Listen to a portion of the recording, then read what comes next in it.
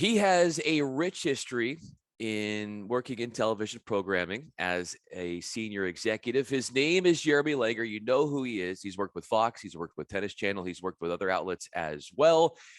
And this is an opportunity to tell his story and his grind and what he's accomplished in the business on the On to Something podcast. I'm Bryan Fenley, Fox Sports Radio national anchor and also a broadcaster for the USTA. So we are going to look at Jeremy's career, have some fun with it, and look at what he's been able to do. Jeremy, I am so grateful to have you with me here to tell your story. And I wanted to start here. How have you been programmed to work in television programming? That's a good question. I mean, let's start at the very beginning, yes. Right? Let's trust Maria. She knows what she's talking about. I didn't plan on going into programming when I started my career. I went to broadcasting school because I wanted to be an on-air broadcaster. And I quickly realized that that wasn't going to be the career trajectory that I wanted, and got an internship working in the programming department at the local sports channel in San Francisco, and loved programming. I really enjoyed doing data entry into a computer. Warriors versus Bulls, next file, Warriors versus Orlando, right? Whatever needed to go in there. And just really enjoyed being in that environment in the office all day, and found that what my real passion was is I love to watch sports on TV, and I love to go to live sporting events. And being in the programming department really afforded me the opportunity to work in sports from 9 to 5. And then when the day was done, I could go to the game. And this was at an early stage in cable television. There always were tickets left over, and let's see if the, excited intern wants to go. And I said, absolutely. And I was able to go to the sporting events. I said, programming's for me. And I was good at it. I had great mentors and teachers early on, and flourished, and it just kept rising with it. So that's how I learned how to be a programming person in sports. And you've done that at Fox, you've done that at Tennis Channel. What separates a great programmer from a good programmer? I don't know that there's something that separates a good from great programmer. I've never really thought of it that way. I think everyone who gets into scheduling, program acquisitions, I think in their own way, they have a style that works really well in some environments, in some cultures, and in some they don't. And I think those who have been successful have been in the right environment at the right time for the culture, the maturation of the particular sport that they're in at that time. The person at ESPN who's responsible for Formula One right now is in a great spot because Formula One is a really sexy product right now. But 10 years ago or 15 years ago, when I was scheduling Formula One for Fox in connection with our partners at Speed, it didn't matter. It was content that was going on, and we had a small niche audience, but it wasn't gaining the same kind of traction and attention that you get now. So I think timing makes a big difference. Serendipity makes a difference. But for the most part, the people I've met within the programming space, whether at ESPN or Turner or Discovery or wherever, they're all really smart people who in many ways are at the right place at the right time for that particular piece of content. What's the smartest aspect of you? The smartest aspect. It's a double-edged sword. I think the smartest aspect of me is that I am reflective, and I am quick to check myself. And sort of like, let me think about how what I'm saying and what I think is affecting other people. And sometimes that's a great asset, and sometimes that can be a detriment. And I think it's one of the things that makes me, is that when you meet me, I like to think that I'm pretty genuine, I'm pretty open, I'm not afraid to have a direct conversation. That's the Dutch that comes from my father. I'll give him credit for that. And I'm willing to have someone have that conversation with me back. It's hard for people sometimes to have a direct conversation about their future, about their mistakes, about their successes. And I think that's what differentiates me from many of the other people that I've spoken to is how easy it is to go there with me if you need to. Yeah, Jeremy Langer is with us. He is a media executive in television programming at several different networks he has worked at. I'm Bryan Fenley, an anchor at Fox Sports Radio and a broadcaster for the USTA. So throughout your journey, and you spoke about how coming out of college and the internships, and then where you got to through the course of the successive years that followed. How do you feel, in what way your story typifies that grind, that hustle that seems to be so necessary to make it in this business, to have success in this business? Where did you find yourself grinding and hustling the most to get your name out there and to make a name for yourself, if you will? I was pretty privileged. I was lucky in many ways. I talked about timing earlier. When I joined what's now NBC Sports Bay Area, it was called Sports Channel Pacific at the time. The person who hired me, great, wonderful human being named James Pena, he asked me to do something. He said, "Can you do this?" And I mean, I don't know how many people went to see them at that internship fair. But I remember asking him, like, "Why did you choose me?" And he said, "You did what I asked you to do." And it was merely a simple effort to research what it is I needed to do in order to get that internship as soon as possible instead of waiting till another term. I just did what I was asked to do. And the reason why I say I was lucky at the time is that Sports Channel wasn't on 24/7. Cable sports wasn't as huge of a deal as it turned out to be over the next 5 to 15 years when I first started. And so I was in the right place at the right time, and I showed up. I was so excited to be there. I was so excited that instead of finishing class and going to the pub with other people to go drink, I had to go take the train downtown, go to the office, and type a bunch of stuff into a computer. And I loved it. And I just loved being around that environment. And because it was something I was passionate about, it never felt like a grind to me. It never felt like I was sacrificing anything to be a part of the scene. And I think that genuine energy that I was able to bring, that youthful naivete, right? It was awesome. And they loved it and they embraced it. And I met so many great people who left Sports Channel to go on to bigger and better things, running different networks, running different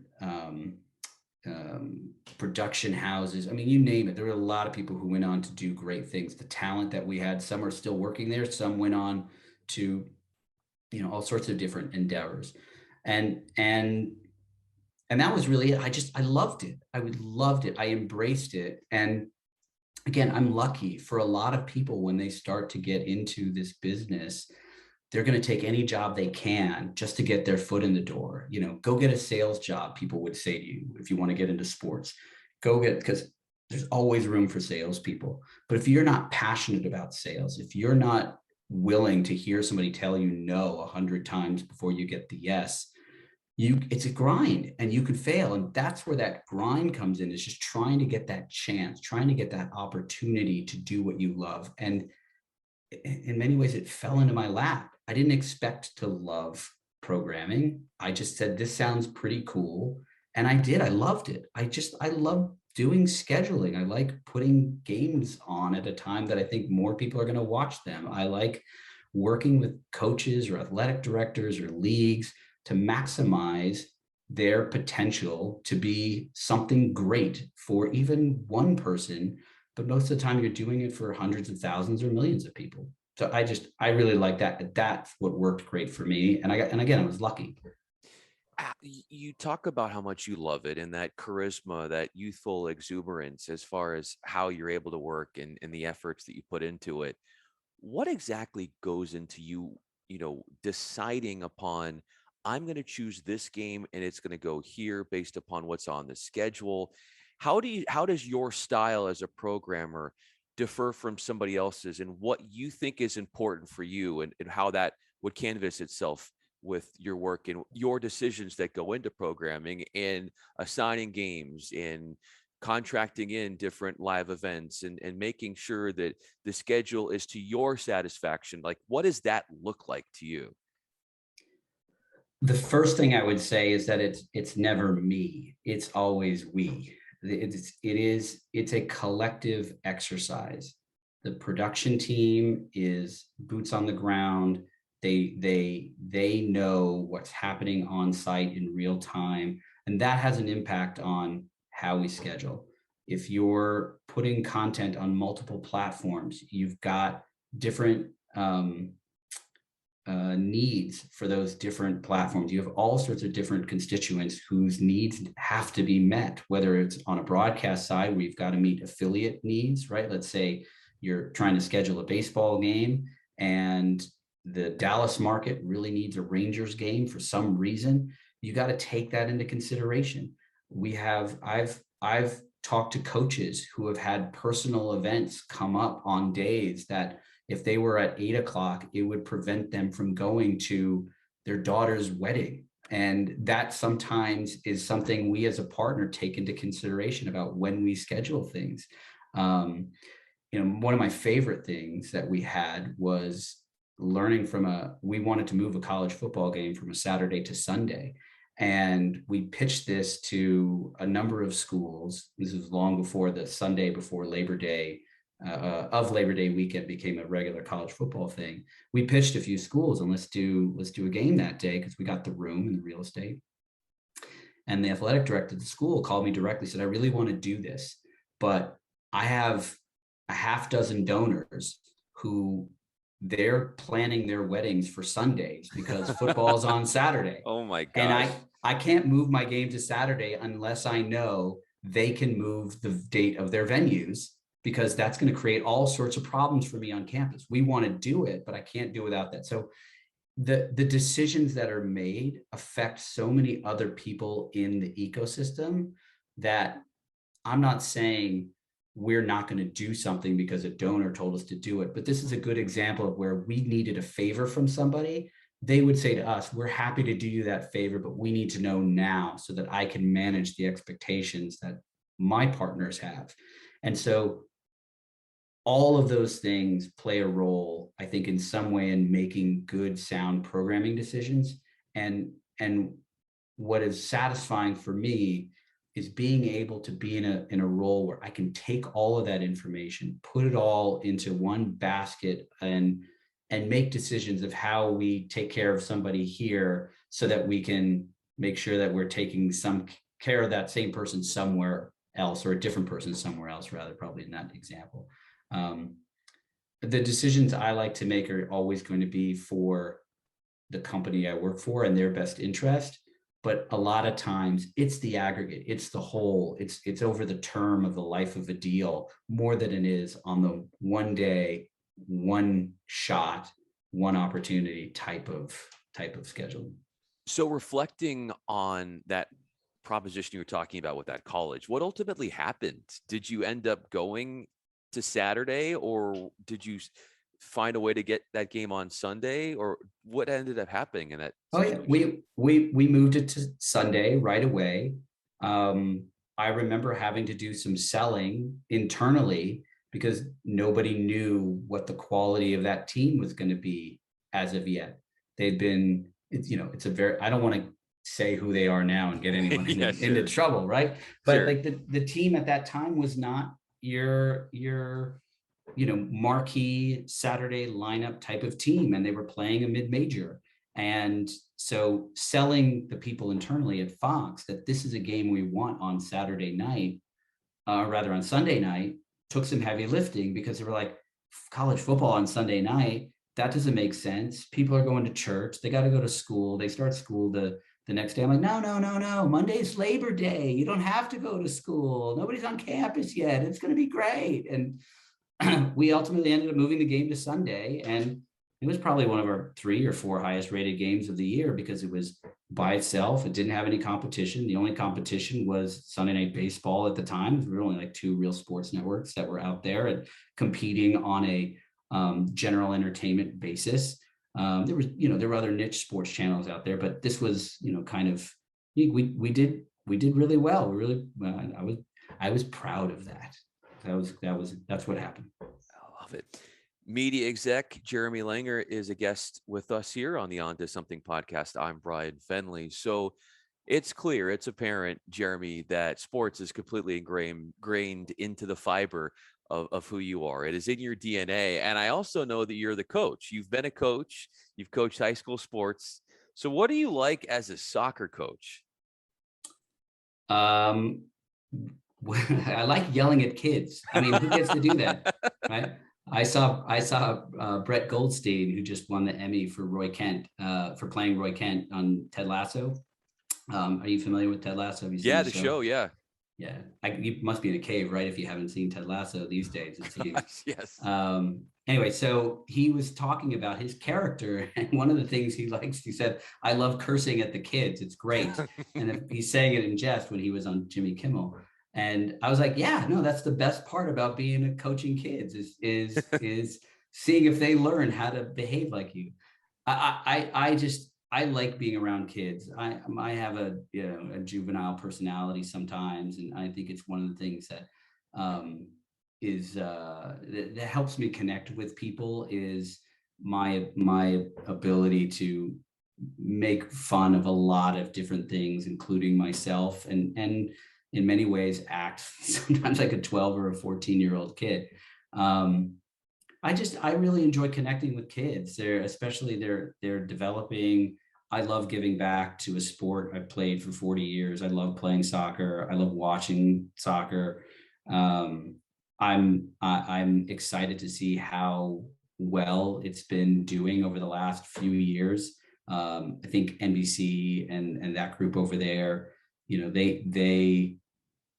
they got the rights to the Premier League at the right time. Fox had rights to the Premier League for a long time, and it just wasn't taking off until it's sort of like near the end of their life cycle. And it's been such a big deal over the last few years. I think that's a circumstance issue, not anything that Fox did differently or wrong. I think NBC was in the right place at the right time, and they deserve credit for what they've done with it, with that product. But it's exploded here. And as somebody who grew up always hearing soccer's the next big thing, it's the next big thing, and then it just didn't really happen for whatever reason, I feel like right now it's the thing. It's a big thing right now, international soccer. I just, again, back to the coaching, I like teaching kids how to play the game. I get very, very excited when I see a kid's face light up because they learned how to do something tactically.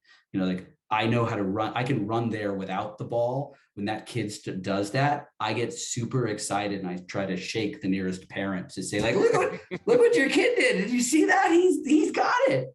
And they get excited too. And so the kid comes off the field. He's so happy. Teaching a kid who's like, 4'2" how to play defense on a kid who's 5'6". And when he comes off the field, because all he had to do was make him run that direction. And you pump that kid up and he's so happy and he's so proud of himself. Like they remember those moments. And I've had so many parents and kids come up to me over the years. I've been doing it now for over 20 years. So they're all grown-ups and they're all mature. They're making way more money than I ever did. They remember me. They'll reach out and like, I love when you did X on that particular day. Or they'll tell me, one of the things I used to say, if a kid did something well, I would say that's good sauce. And so when somebody comes up to me and says, Jeremy, that's great sauce, I get very excited about those things. Again, simple. What I'm hearing is that there's a lot of parallels as far as the energy that you have as a coach, but also the energy and the enthusiasm you have in your work. And you talked about earlier how at NBC, the right place, right time for their ability to pick up all that soccer coverage from overseas. And I feel like in your career, like you had talked about, Jeremy, right place, right time at certain situations, that has been a benefit to you. And for you to be in this place with me, it's been an honor and to be an opportunity for you to tell your story. And I feel like selfishly, I found you right place, right time to be able to make this happen and have this conversation with you. And I'm motivated, inspired by what you did, and I'm grateful that you made the time. I'm super appreciative of you, Jeremy, and I look forward to seeing you continue to grow. And I don't know. I mean, maybe I might need to hire you as a soccer coach or something like that to test my skills. Well, the pleasure is all mine. Thank you for reaching out. Thank you for giving me this opportunity to talk about myself. My inner narcissist is very No, stop grateful. it. Stop it. Um, no, thank you. This is really nice. I'm happy to take you out and kick a ball around and give you some pointers if you need it. But I'm sure you'll be great. Jeremy Langer, programming executive in television and beyond. I'm Bryan Fenley, an anchor at Fox Sports Radio. Jeremy, so much fun doing this. Really appreciate your time. You bet. Take care.